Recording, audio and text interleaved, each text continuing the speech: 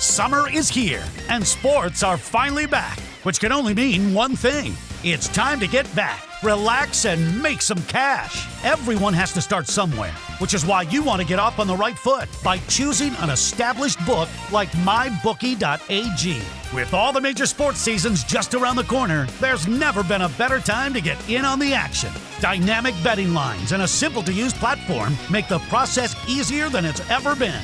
Create your account in just a few easy steps. Deposit and begin placing your bets. Sign up now using promo code COACHTALK to get your deposit matched 100% all the way up to $1,000. Plus an extra $25 free play. That's promo code COACHTALK. Use it to score yourself an extra piece of the pie. With MyBookie, you bet, you win, and most importantly, when you win, you get paid. Hello and welcome to DFS Coach Talk. Today is Saturday, August 1st. I am Joe Sarvati, affectionately known as Coach, and I am here with my partner in crime, Mr. Andrew Hansen, also known as Mr. Language Olympic on Twitter. So, how are you on this wonderful day, Mr. Andrew? I'm excited. Day 3 here of the restart. We've had 2 fabulous days already in the NBA. Just games going down to the wire, drama, stars stepping up. It's been, one after the other with LeBron and Harden and Giannis and Luka, all these guys putting up monster games. It's been a lot of fun. It has. What a restart time for these first few games. I think everybody was anticipating there'd be a little ramp-up period in the level of play just because they were out for so long. But talk about hitting the ground running. My goodness. Guys making shots all over the place, and the level of play is high. I was guessing that the fact that they were all in that bubble together, no distractions, strip clubs and, family stuff and all these different things that these guys get involved in, they're there and it's all about basketball. And you know what? We're going to see some really sharp ball all the way down to the finals, in my opinion. I agree. I do think that there may be a letdown here in game 2 for some of these stars because, they put in a lot of effort to put on a show, get the first win. You could tell it was really important to LeBron and Giannis and Harden to play well, get the first win. And so I think that'll be the key is now they start to feel those 30 plus minutes and the wear and tear, and maybe they're not quite as effective in game 2. That's a great point. And I think, we need to factor that into when we're building these lineups because, I think it was the fact that nobody got to play any ball for 3 or 4 months, and they came out playing like it was definitely a playoff game. You could just see the intensity out there was fantastic. But you're right. Does the body say, wait a minute, I'm not used to doing this as much anymore, right? And then a little bit of a fall off. So, we need to consider that for sure in our builds. But we want to dive right in so we get this podcast out. It's Saturday morning. We'll have it out in plenty of time for everybody to take a look at before the games tip off. They are early start today, but all 5 games are staggered throughout the game. None start at the same time. So it should be a fantastic DFS day for the NBA. Real quickly, before we get started here, I want to give a shout out to our presenting sponsors, MyBookie.ag, who has even stepped up more. I received a new offer from them yesterday to put out there. And instead of 50% up to $1,000 on the signing bonus, they have now decided to go 100% up to $1,000. So, yeah.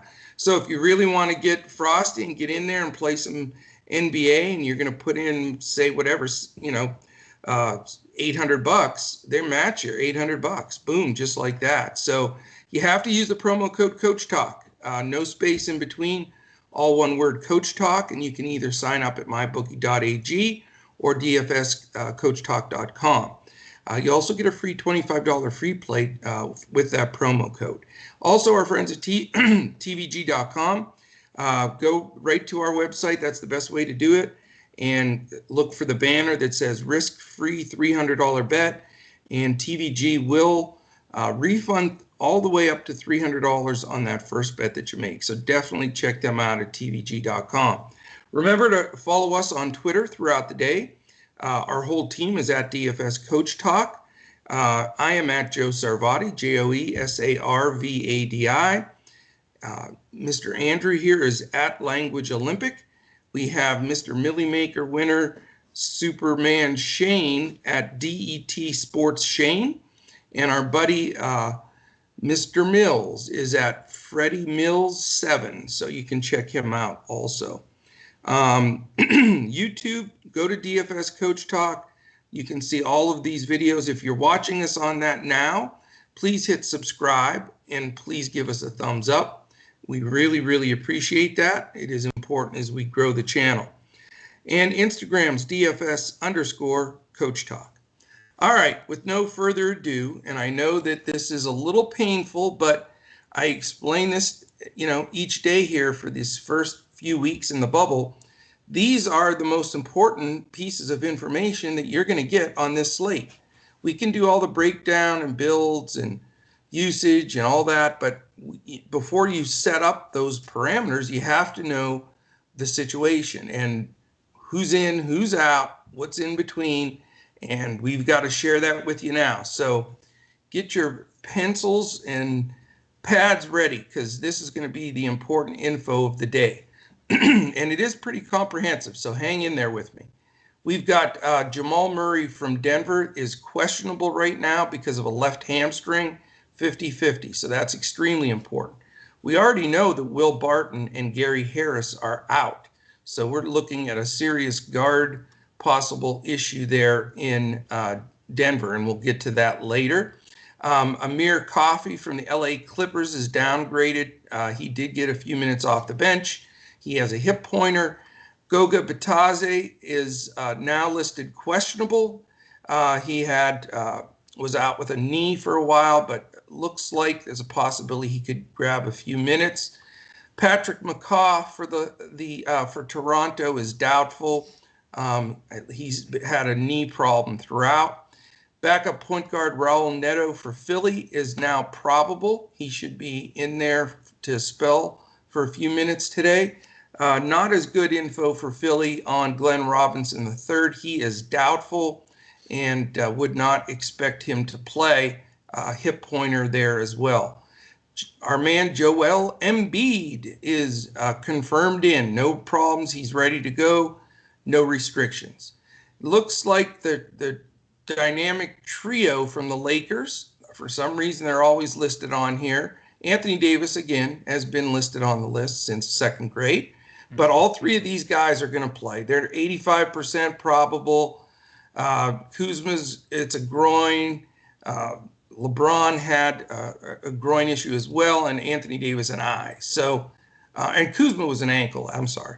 But anyway, they're all fine. They're going to play. Kuzma, LeBron, and Davis are in more than likely. Big one here, Malcolm Brogdon from Indiana. He is 50-50 with a cervical strain. We do not know what the situation there is there for him playing. Again, that's a big change for Indiana if he does not suit up. Montrezl Harrell remains out. They expect him back soon. Pat Bev is now fine. He's confirmed in, as is Kentavious Caldwell-Pope.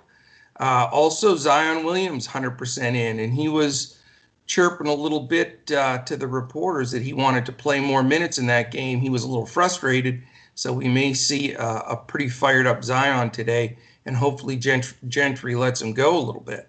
Landry Shamet, we saw he played decent minutes for the Clippers. He is back and confirmed again.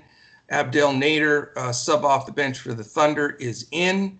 We have Mr. Strip Club Chicken Wings, Lou Williams, is still out. He's got that 10-day that he has to go through again, so he'll be out for a while. There are rumblings that Sabonis might make his way back to the bubble, which would be fantastic for the Pacers, because it was looking like he was going to be out for quite some time with a foot injury. He is out today, but he may come back for the Pacers. And if they're going to make a deep run, they definitely need him. Confirmed in is the Joker himself, He is good and ready to go, completely cleared. He was one of the COVID guys initially. Derek Jones Jr. for the Heat is also back. That's a big plus for them. He was hurt towards the end of the season, and he's ready to lace them up. Now here's another one. Victor Oladipo, 50-50. Big change a little bit in some usage in minutes if he doesn't get it going. So we will have to follow that one closely. A couple of easy ones here. Darius Baisley, Thunder in. Nickeil Alexander-Walker, although he didn't get off the bench last game, he is confirmed in. We already know Rondo's out with a broken wrist. Ryan Brokoff, the sharpshooting three-pointer shooter, was signed by Philly, but he's questionable. So he is probably not going to suit up today. It's personal reasons. Last guys, DeJuan Hernandez, Toronto, confirmed. The big one is Fred VanVleet, confirmed for Toronto, as is Ben Simmons for Philly. And our very last two guys that are out, and we know that, are Zaire Smith for Philly and Avery Bradley for the Lakers. So I know that was a hard pill to swallow with all that info, but all of that goes into the giant pot of soup that we're stirring up here to come up with your specific lineups. So this is key information, and we are going to dive right directly into these games. The very first game is 1 p.m. Eastern, noon Central, and it is that real hot game right off the bat, the Heat and Nuggets. And I'm going to jump to mybookie.ag to give you a line on this game. It is the Heat minus 1.5, over under 211. So we could have another barn burner right out of the chute on this Saturday. Andrew, what do you got? Well, some of these words you just used, they're still in my brain for this one. You said it could be a hot matchup. We do have the Miami Heat. And you said giant pot of soup, and that's what it feels like with the Miami Heat squad. You mentioned, Derek Jones Jr. being back and how great that is. And yeah, he's like one of 24 Miami players that are in the rotation now that you got to look at. So I'm not gonna get involved much with the Heat because they have so many guys. The one value play I'll start out with here is Kelly Olynyk at 3K minimum price. Coach, if you remember, I mentioned him when Miami was going to play Denver in the regular season. You did. And he went off for 31 fantasy points, and he had a 27-8 game here in one of these scrimmages. So we know how much size and length Denver has. You throw in Bol to the mix along with the usual cast of characters that we're used to seeing in the regular season. And I think there's a decent chance he gets out there and has a chance to pay off value. So I'm not really looking at anything else with the rest of those guys. And then for Denver, it's just going to be news dependent. Jamal Murray, you mentioned the hamstring issue there. That's a big domino with Barton and Harris already out. So if he's out, you got to think about Monte Morris. You got to think about guys like Troy Daniels off the bench. He had a 22-6-3 game here in one of these scrimmages.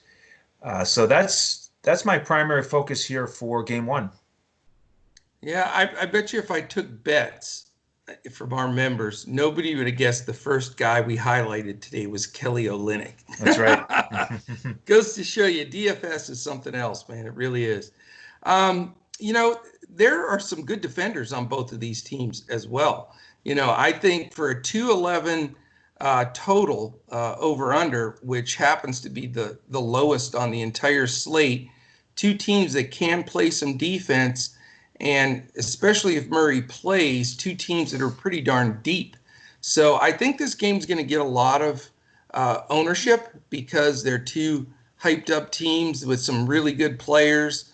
But I'm with you. I'm a little concerned about rostering a whole lot of guys from this game. I am considering Bam, and I know he's a little expensive, but I just think watching the Joker, the only guys that he has real trouble with are those super athletic guys. And Bam, he moves like a small forward. Let's face it, he's super athletic, and he passes the ball very well. So you could have Bam and Jokic be the two centers, be the two leaders in assists in this game. So it's an unusual situation. But I'm looking at Bam as a possible major play in this game, but I have not made that final decision yet based on it. Some of the news I'm still expecting to drop. But, I think you got to consider the possibility of Jimmy Butler, just in the fact, yes, Detroit has some decent guard perimeter defenders, but two of their guys that are really good out there are out. So, I think Butler, if he tunes it up, could have a really big game here. But I'm not going crazy on this game whatsoever. But Butler and Bam are on my bubble, in the bubble right now. So, All right. All right, game 2. It's 2:30 Eastern, 1:30 Central. It is the Utah Jazz and the Oklahoma City Thunder. We have my bookie AG, another nail biter based on Vegas. The Thunder 2.5-point favorite, and it's a 216.5 over under. So this is a very intriguing game, man. What is your basis on the build from this one? Well, this is just sort of the big picture game. This is a long time coming. This is where the NBA world sort of stopped with the Gobert news, and glad that we're back here and everybody's healthy, ready to tip it off here. I may get certainly more exposure to this game than game 1. We were all over Clarkson and Royce O'Neal in the opener, and they really paid off value. I think they're still decent options. I mean, Clarkson is still under 4K, and that's just not enough for him on DraftKings. The guards for OKC, it's always a tough question, and they're similar priced again. So I am going to look at Shai Gilgeous-Alexander at 6.8, perhaps a little Schroeder at 6.6. And then if Dort ends up starting at minimum price, he's a value play that I'll probably get into a couple lineups. Interesting. This game has a lot of intrigue for me. I mean, I like Conley and I like Paul, but it's like the Spider-Man versus Spider-Man thing for me, because you've got two veterans that are savvy, that play really good defense. And I think they sort of eliminate each other a little bit. Now, if Conley's out of the game and Clarkson's in, Clarkson does not set any defensive records. Let's put it to you that way.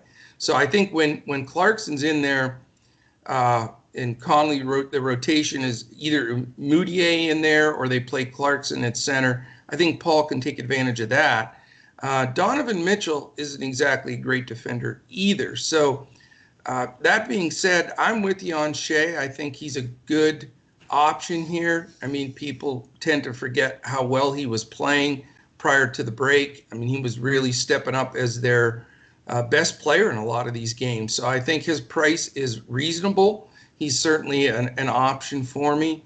And I'll tell you, Donovan Mitchell is also an option for me, and I'll tell you why. Just I remembered why I had started rostering Mitchell when basketball, before the shutdown, because he is just such a go-to guy and a damn good fourth quarter player. I mean, they go to him on every clutch shot, period. I mean, they look for Gobert to get a rebound, but, Conley, Jingles, O'Neal, all those guys, they're going to defer to Mitchell on all big shots. And I think this will be a close game. So I'm not crazy about Mitchell's price. I think he's overpriced, but I really do like him. So if I do a couple of builds, which I probably will today, he's going to make some of my lineups, and I may have Mitchell and Shai going head-to-head here. I don't want to mess with Gobert as much as he's dominating the glass, just because Adams is so good at throwing a body on people. And, I'm not going to go Adams either, because Gobert can erase some shots, and Adams not going to be shooting the ball from way out there. So it's pretty much the shooting guards for me in this one. Definitely these first two games are not my favorite two games of the night by any stretch. So I may only come out of these first two games with three players possibly being suited up. All right, let's go to game 4. It's a 5 p.m. Eastern, 4 p.m. Central start. Game It's 3. Game 3. I'm sorry. Yep. Let me see. 1, 2. Oh, okay. When I don't use my fingers, I get lost with games. Game 3 is the Pelicans and Clippers. It is a ticked off Zion and the Pelicans, who lost a heartbreaker, and they're playing the Clippers, who just got done battling the LA Lakers. So very interesting game. Clippers are only -5 based on mybookie.ag's most recent line. But you're going to like this one, Andrew, and I know this grabbed your attention. Would you believe this game is double digits higher than any other game on the board? It's a big, fat 229, which is 11 points higher than any other game. So from the DFS perspective, I would assume we're going to have stacked city in this game from a lot of the Sharks out there. What do you think?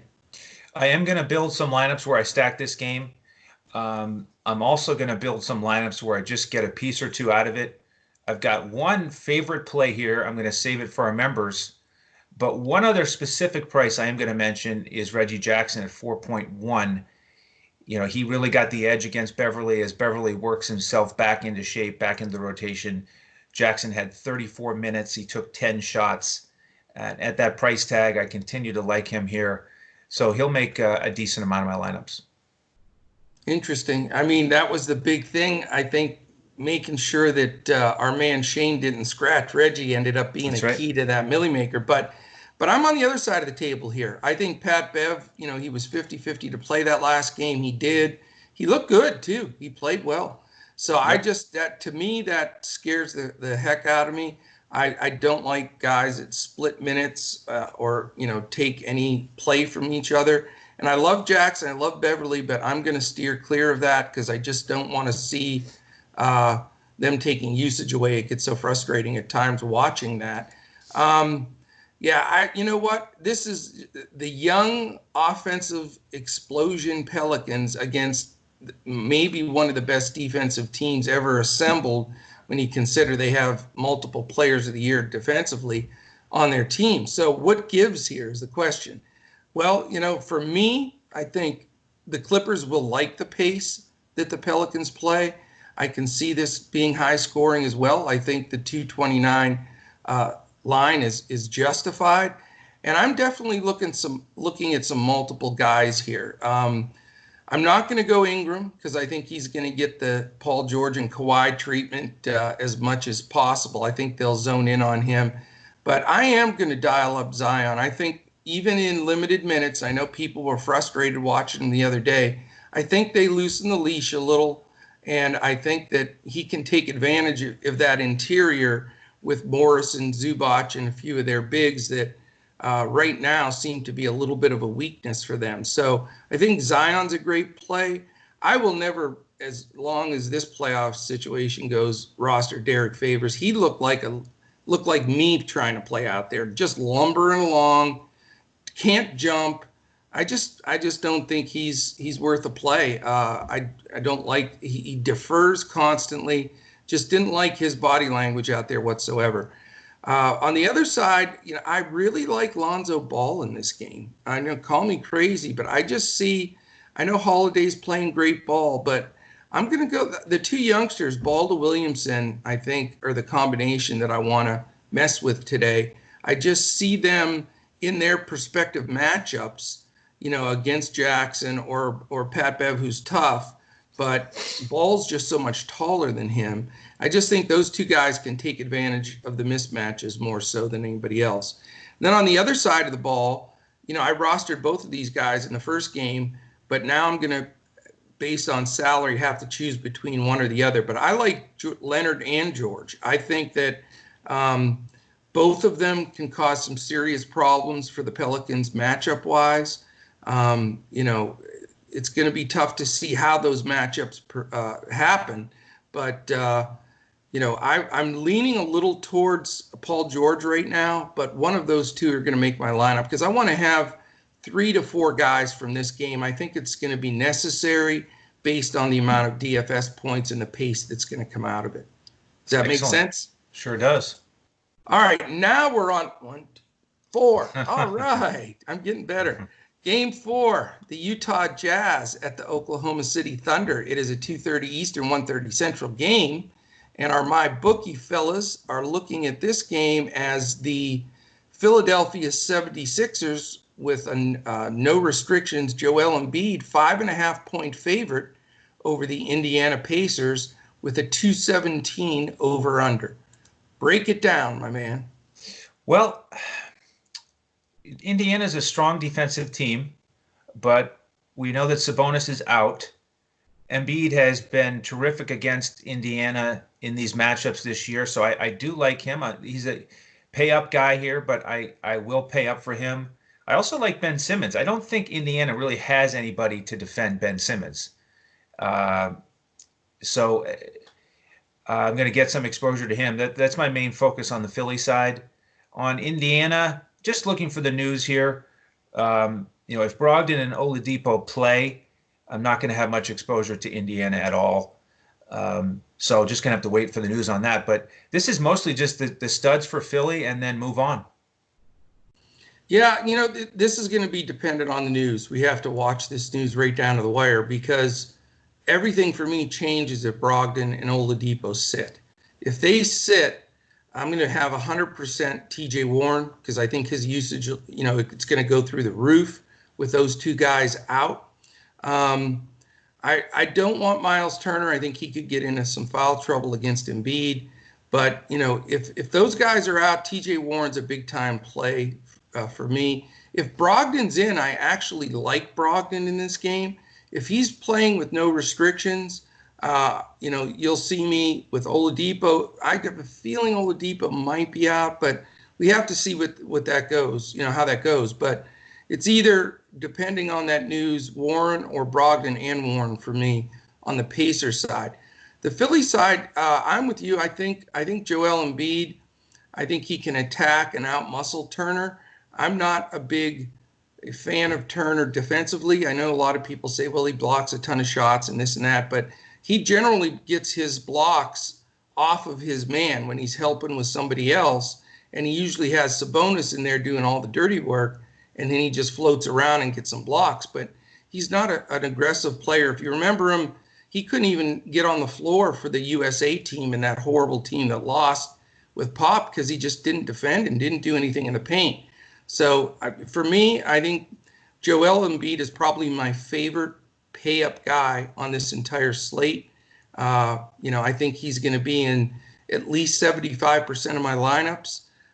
The rest of the guys from Philly are all possible, but again, I want to see who's going to be defending. Brogdon's a great defender. Oladipo can defend some, so I'm not going to mess with Shaker, Tobias, or Ben Simmons at this moment just because of price.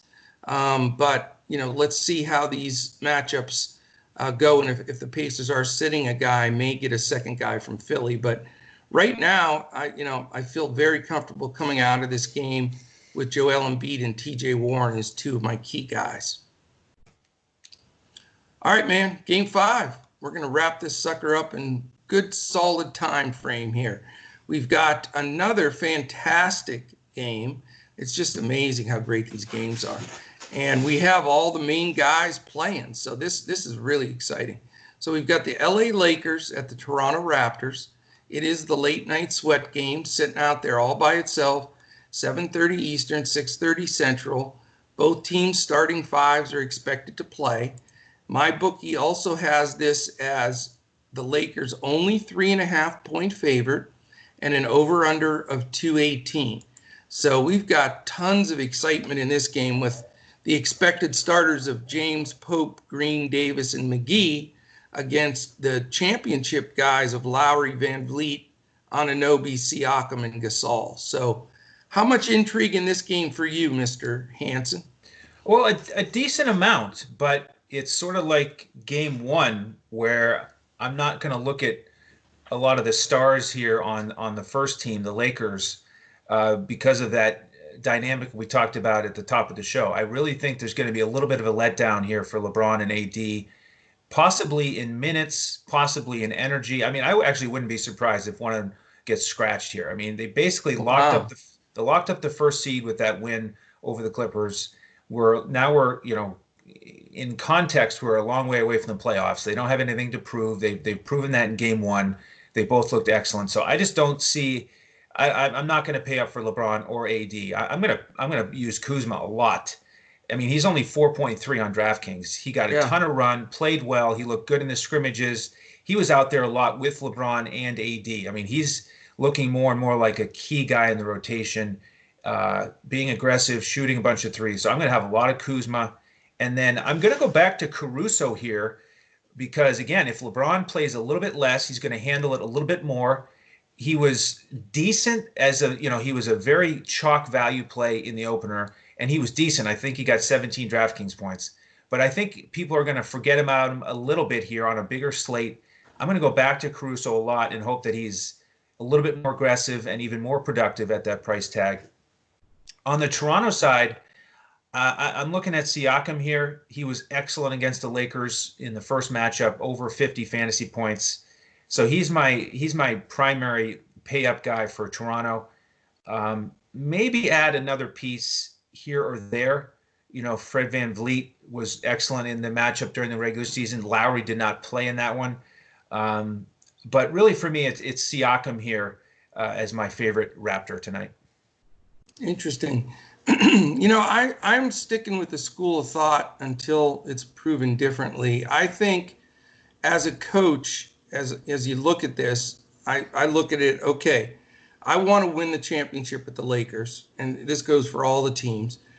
But we missed 4 months of basketball. So these guys have never in their entire lives since they were probably 2 years old been away from playing the game of basketball that long. The 8 games, just 8, that's all we have to get ready for a playoff run where we're looking to win a championship. I don't see load management. I don't see resting. I personally think you're going to see a real true 8-game playoff preparation, rotations getting set, especially with all the changes of all the guys missing and in and out. Getting those rotations set, having everybody understanding their role. I think you can do that in maybe 8 to 12 games. They only have 8.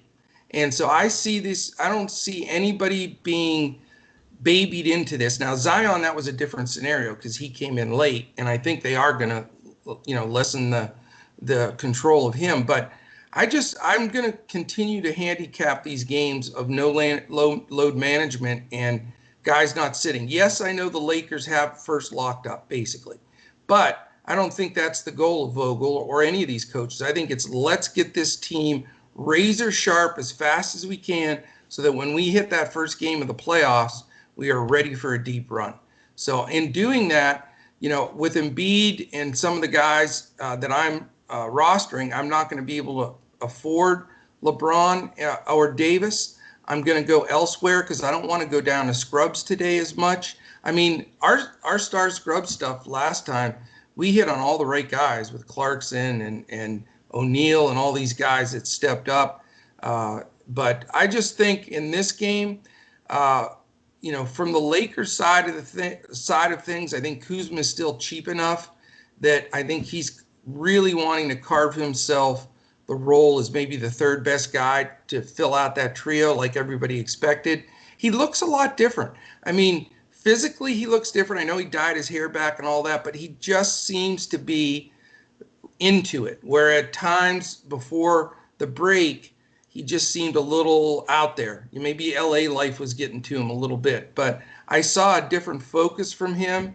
And, he's not shy. He'll shoot the ball as much as anybody. So Kuzma's a big star for me, a big, 5-star kind of guy for me because his price with what I expected he'll be able to deliver, I think is a real bonus. I like the Toronto side. I want to build out my medium-priced guys really from this Toronto team. I know LA's great defensively. I know they're in the top 5 in the league. But I think this game goes up and down a little bit more than you'd expect. And I am going to have a strong consideration for Lowry, VanVleet, and Siakam. Now, people may say, well, if AD guards Siakam, AD's probably the NBA Defensive Player of the Year. That is true. But Siakam's got a different game, man. He can shoot way out threes. He can, get stuff going to the hoop. He is extremely pricey, and Davis is more than likely going to guard him. So he's probably the third guy in for me. I like the backcourt of Toronto. I think that Lowry and Van Vliet, as good as LeBron is, he's not a super quick defender at the point guard or shooting guard spot. Pope isn't going to be on any all defensive teams. I think, Caruso coming off the bench is probably their best, on the ball defender there. But question is, how much is he going to play?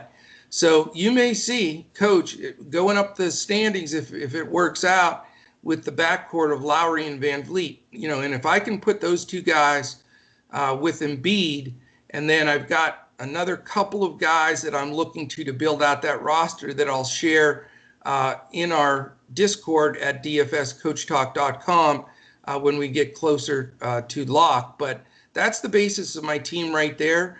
I'm going to try to go 1 star and a lot of really good players, whereas on the first night, the way that the rosters lined up, it was more super studs with guys that I was hoping to scratch in there and get it done. So little different strategy, but the card calls for it. You can't, anybody that says, hey, I'm going to go into this card and I'm going to use this strategy, that don't think that way. Look at the card, go through all of it, then determine what makes sense. Because there's times I've pretty much just stacked 2 teams and then put 1 extra guy in there, or there's times I've one-offed everybody on my lineup. So you've got to let the slate dictate more what you do rather than just the strategy that you go in with. So that is what I'm looking for. So I'll definitely be part of that late night sweat team.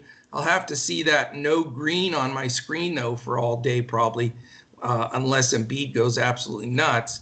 But that's all right, I was watching last night. I felt so bad. Did you happen to watch the guys sweating out the Millie Makers that were in first place and the end of that game before it went to overtime? And then that game went to overtime. And the one guy went from first place of however much money that was, splitting the million, down to like $5,000.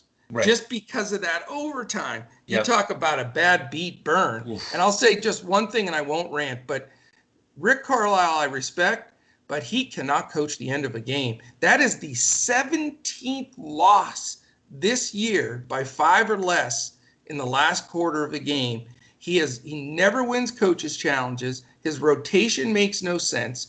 And a first-year high school coach brings Boban Marinovic in there with Porzingis as they're the second and third tallest guy in the league, the whole league, other than our Boston fella, Taco Fall. So you don't put those two guys. Boban's the size of a tree. They put him in the first half. He didn't even jump. He got rebounds just by reaching over like it was playing against kids. He could have got that rebound, or at least his body would have knocked. He would have gotten that rebound without even having to move. As a Mavs fan, I'm furious, man. Yep. That was just bad coaching, and I'm just got to call it like I see it. I defend coaches all the time. I know Rick Carlisle, not really well, but I've met him a few times. He's the coolest, nicest guy in the world. But, dude, buckle up that belt the final 5 minutes of games, or you're going to blow this for this team. So, all right, I had to say something because it was stewing. I was stewing last night, man. Yeah. I said goodnight to the members, just in a short goodnight. I went to bed. So, but I love it, man. These games, the games yesterday, off the charts. Did you think you'd have these kind of last minute, grind it out, playoff atmosphere kind of games right out of the chute? I think it was more than anyone could have expected. And like I said, I'm excited about this slate. The more and more we break it down, I'm really looking forward to it. Some more big prizes. So if you're new to the show, the one thing you can get that you haven't gotten here on the show is the final FanDuel lineup. You get that as a member. So pick up one of our memberships at dfscoachtalk.com. You'll get that FanDuel lineup and the coach's clipboard player pool for DraftKings. And that's what it's all about. So we'd love to have you. It is. And that DraftKings Coach's Clipboard has been a huge success with our members, because not only do we give you a player pool, we give you a group that we highlight as our core group. So it's really given our members a chance to build some great winning lineups. So DFSCoachTalk.com, give us a try, a week, a month, or a year. You have all your different options there, and you get all of our sports. We focus on 4 major sports. That's NBA, NFL, MLB, and PGA. And we have pros in all 4 of them. We dig in. We're in every lock, before lock, in Discord with those lineups.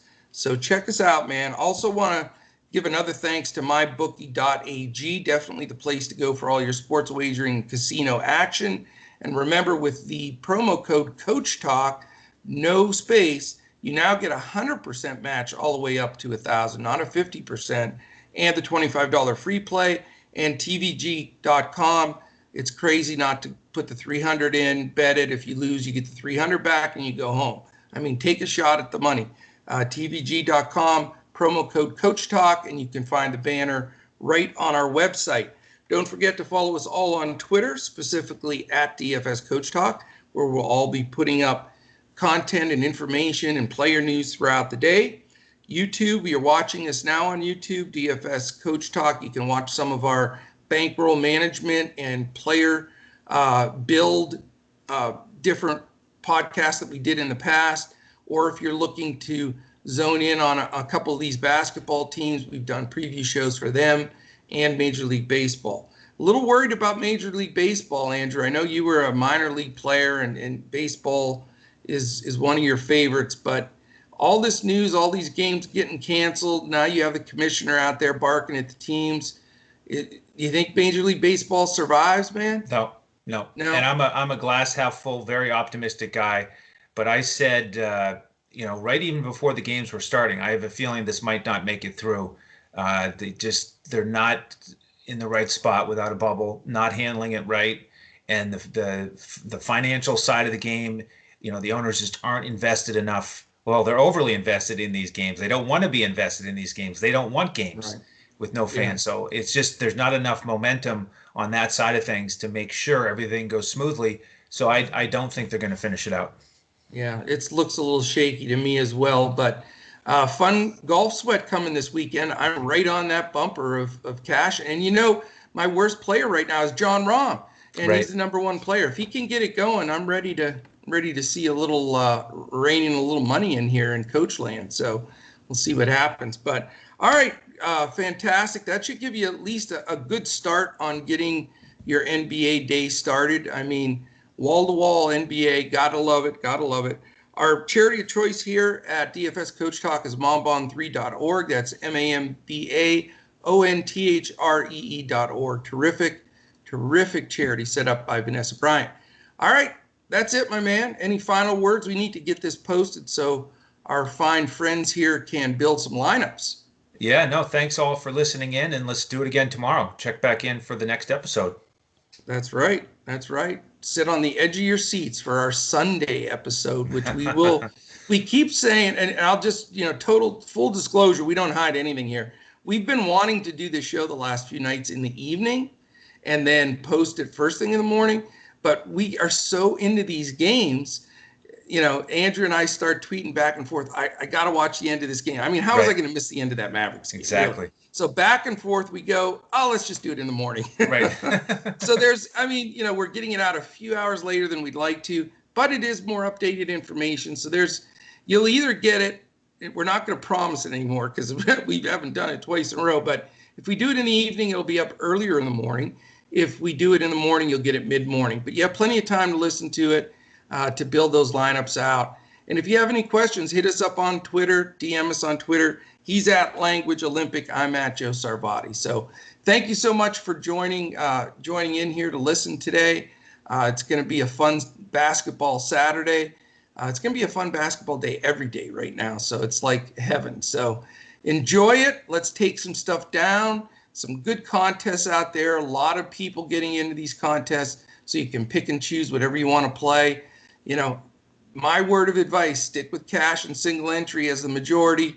Don't go all in on just wild GPPs that you got to, 1 out of 10,000 people win in. So build that bankroll. That's the important thing to do. So let's crush it again tomorrow and get right back after basketball. We will be back on here tomorrow morning for the same kind of breakdown on another fantastic NBA day. So thank you again for joining us.